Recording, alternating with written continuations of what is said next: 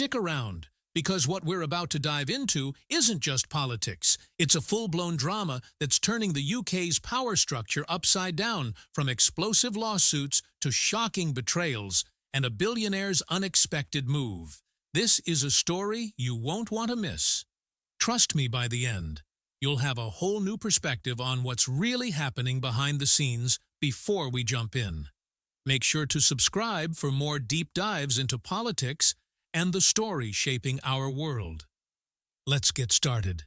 KST's recent performance at Prime Minister's Questions, PMQs, was nothing short of disastrous, as the leader of the opposition, Starmer, is supposed to challenge the government, but instead, he fumbled under pressure. His evasive answers, shaky demeanor, and inability to handle direct questions have left even his Stains supporters questioning his capabilities. Let's not forget, PMQs is often referred to as the ultimate test for political leaders. It's their chance to prove they have the grit and leadership skills to lead the country, and he failed spectacularly. The tipping point came when Starmer was grilled over the resignation of Louise Haigh. Her past conviction has cast a shadow over Labour, and Est's inability to provide a clear answer only made matters worse instead of addressing the issue. Head-on, he dodged, deflected, and ultimately made himself look weak, but the fallout doesn't end there. Tory leader Kimi Badino seized the opportunity to call him out for hiding the truth, and the public agrees. A staggering 75% of Britons believe Starmer is failing as a leader. Sadi's troubles don't stop at PMQs. His cabinet is a mess plagued by scandals, gaffes, and a stunning lack of experience. It's like watching a circus act, except no one's laughing. Ministers are stumbling from one embarrassing moment to another, and it's clear there's no cohesion or leadership to steer them in the right direction. Take the so-called slapstick cabinet. Critics are now dubbing Labour's in a circle. These are the same recycled EAs from Labour's past, yet somehow their blunders feel fresh. And let's not overlook their glaring lack of real-world experience. How can a group of politicians disconnected from everyday life claim to represent the people? The public isn't buying it.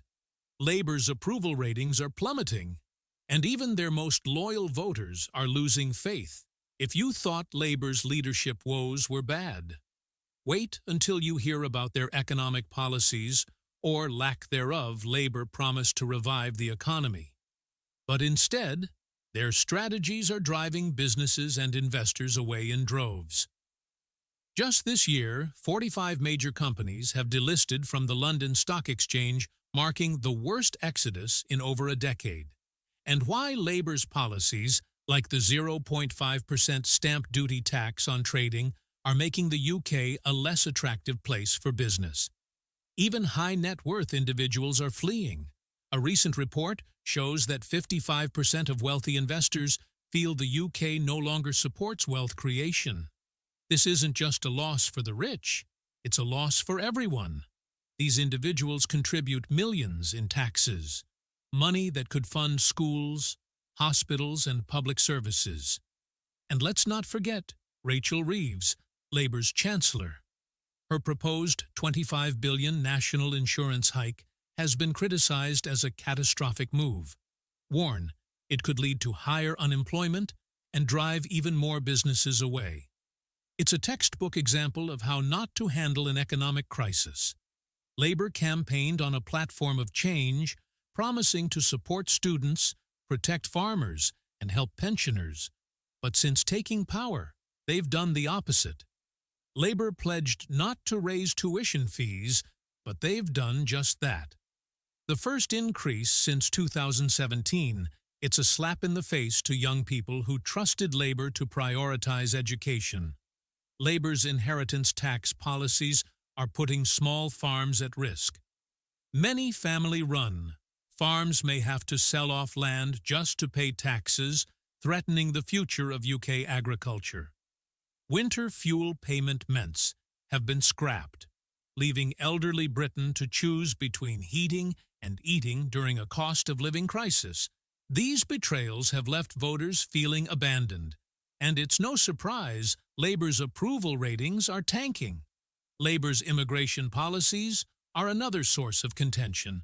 The UK has welcomed over 1 million new arrivals in just a few months, and while immigration can bring economic and cultural benefits, Labor's lack of planning has caused chaos.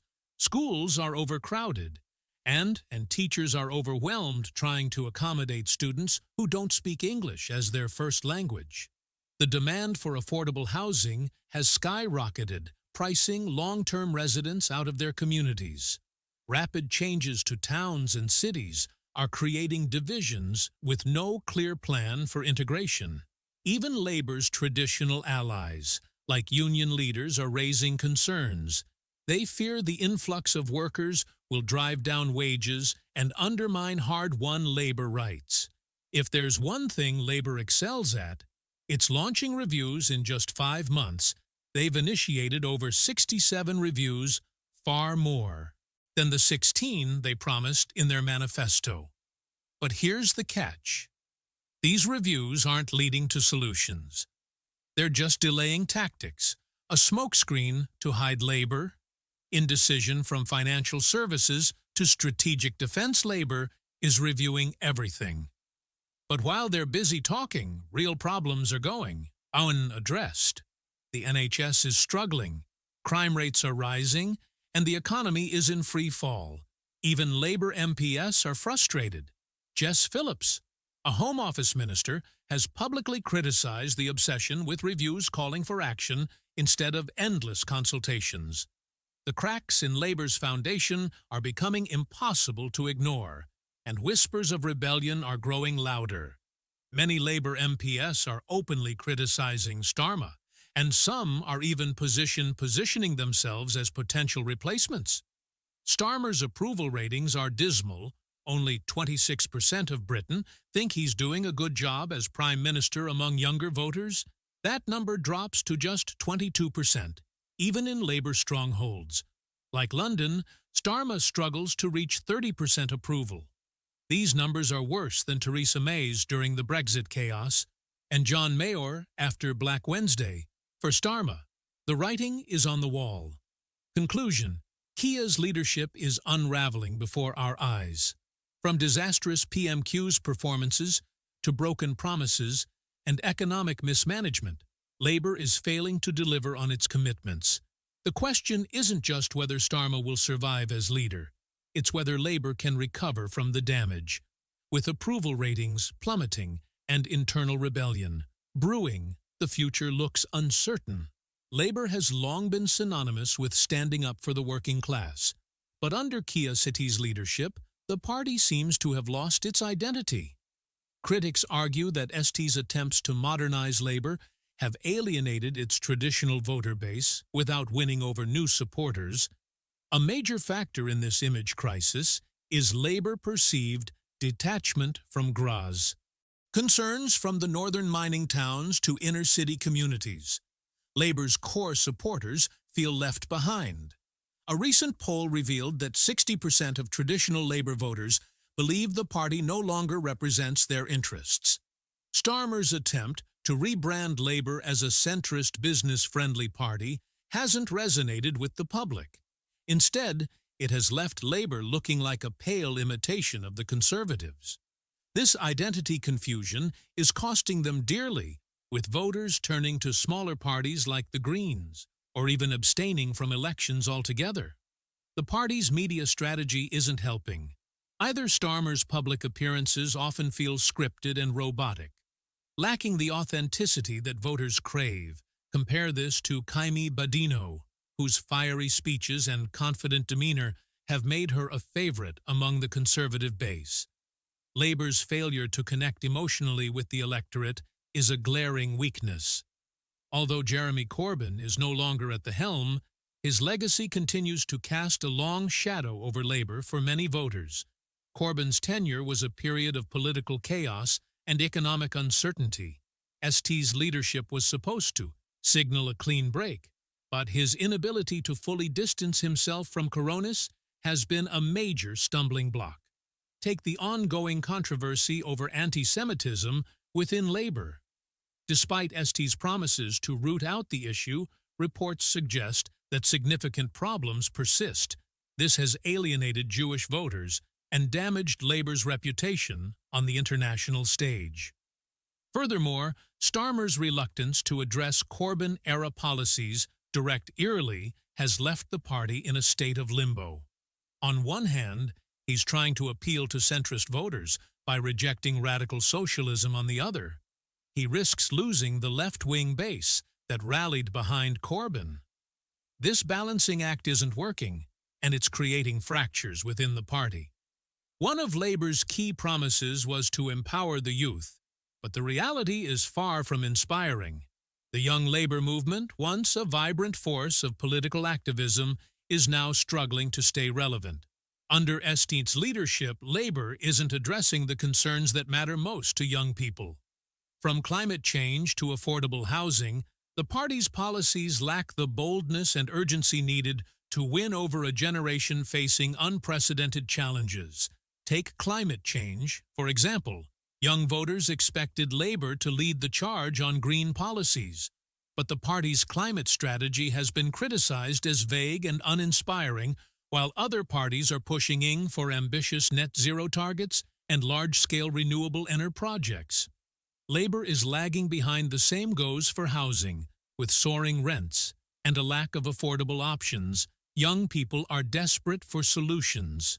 Yet Labour's housing policy offers little more than incremental changes, far from the radical overhaul needed to address the crisis. Disillusionment among young voters is palpable. Many feel that Labour has taken their support for granted, assuming that they'll vote red, simply because the Conservatives seem worse. But as smaller parties like the Greens and Liberal Democrats gain traction, Labour risks losing the youth vote. Altogether, the British media has played a significant role in shaping public perception of Keir Starmer's leadership, and it hasn't been kind, whether it's right-leaning outlets like the Daily Telegraph or left-leaning ones like The Guardian. Starmer's leadership has come under relentless scrutiny. The media's portrayal of Starmer as indecisive and inspiring has stuck largely because it mirrors his actual public appearances. Headlines like "Starmer's missed opportunity" and "Labour lacks vision under Starmer" dominate the news cycle, reinforcing the narrative that is not up to the job. What's more, Starmer's team hasn't been able to counteract this narrative effectively. Labour's communication strategy feels reactive rather than proactive. Instead of setting the agenda, they're constantly playing defense, trying to put out fires after scandals or policy blunders. Compare this to the Conservatives, who are experts at spinning even their failures into triumphs. Starmer's inability to control the narrative is a major disadvantage, especially in an era where public perception can make or break a political leader. Labour's domestic struggles are well documented, but what about its standing on the global stage under Starmer? Labour has failed to carve out a coherent foreign policy, leaving allies and adversaries alike questioning its vision. One glaring example is the party's stance on Brexit. While Starmer has tried to position Labour as the party that can make Brexit work, his vague proposals lack substance. This has alienated both Remainers who feel betrayed and Leavers who see him as insincere. Labour's indecision extends to major global issues like the Ukraine conflict and relations with China. ST's foreign policy speeches are filled with platitudes but lack concrete plans. In contrast, Conservative leaders like Badenoch have been clear and assertive, earning respect on the international stage. This lack of credibility isn't just embarrassing, it's dangerous. As one of the world's leading democracies, the UK needs strong leadership to navigate an increasingly volatile global landscape. Labour's failure to provide that vision is yet another reason why voters are losing faith. Labour's problems go beyond Keir Starmer's leadership, from internal divisions and policy failures to a crumbling public image and waning international credibility. The party is facing a crisis of identity and purpose. Can Labour reinvent itself before it's too late? Or are we witnessing the slow decline of one of Britain's most iconic political parties? What do you think are Labour's struggles? A temporary setback? Or is this the beginning of the end? Share your thoughts in the comments. And don't forget to subscribe for more political analysis.